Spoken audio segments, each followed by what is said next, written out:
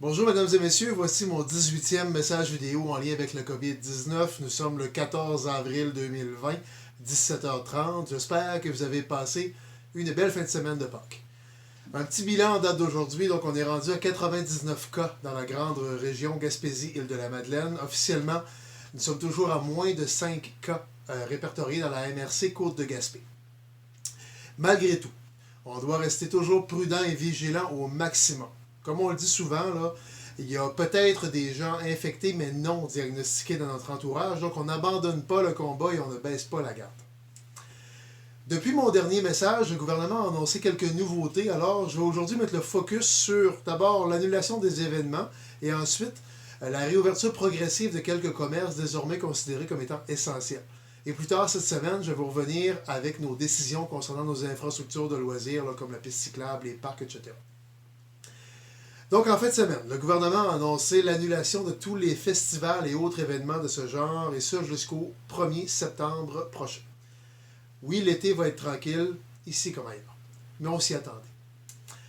Il reste à avoir des précisions sur certains événements sportifs, mais comme les rassemblements sont interdits et que la règle du 2 mètres elle est là pour encore un bon moment, il faut s'attendre à un été tranquille, côté culturel, mais aussi sportif.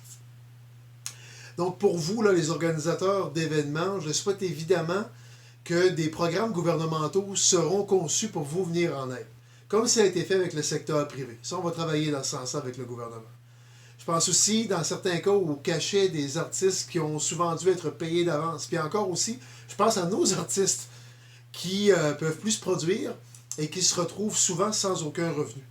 Donc, c'est pas évident pour personne. Dans le secteur culturel en particulier, c'est pas évident. Puis je souhaite que notre secteur culturel soit indemnisé, autant pour les événements de village, les plus petits événements souvent, mais qui ont toute leur importance, que pour les événements considérés comme étant majeurs.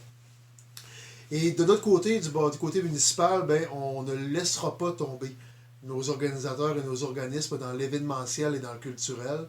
On ne pourra pas assumer le rôle du gouvernement parce qu'évidemment, on n'en a pas les moyens. Mais s'il y a un message que je veux passer aux organisateurs et aux organismes qui organisent habituellement des événements, qui mettent habituellement cette couleur-là dans nos vies, c'est qu'on ne vous laissera pas tomber. Et on le sait, que vous allez tout faire, vous aussi, pour minimiser vos pertes financières et on vous fait confiance, puis on va serrer les coudes pour traverser la tempête ensemble. On le sait, moins d'événements, plus les frontières des régions fermées, plus la situation mondiale de pandémie, égale moins de tourisme aussi chez nous. Donc, moins de revenus pour plusieurs de nos organismes et commerces. Là aussi, on va devoir serrer les coudes.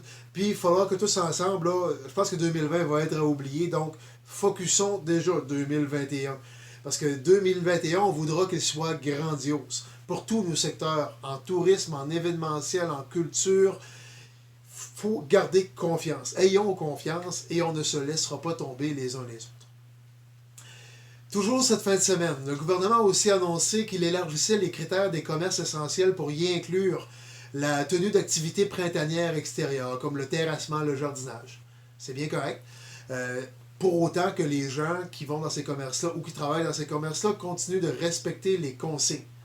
C'est bien d'avoir le service, mais il faut respecter les consignes de distanciation. Parce que je dis c'est bien, parce que d'une part, les gens sont confinés à la maison, pour la plupart d'entre nous.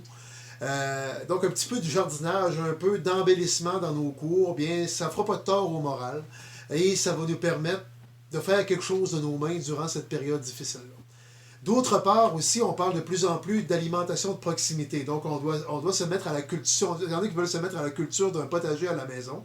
C'est une idée qui gagne à se développer, qui fait partie aussi du plan d'alimentation de proximité qu'on a adopté à la MRC, alors pourquoi pas? Donc voilà, en terminant, je peux vous dire que d'ici la fin de la semaine, on aura statué sur la question des accès aux plages, pistes cyclables, promenades, parcs, etc. On va faire notre possible pour essayer de vous donner des accès à des secteurs pour marcher ou prendre l'air, tout en respectant les consignes. On est là-dessus avec nos équipes, et on vous revient avec un suivi cette semaine, c'est promis. Encore une fois, je dis un gros merci à tous ceux et celles qui rendent les services essentiels. Vous êtes importants pour la population. Continuez votre bon travail.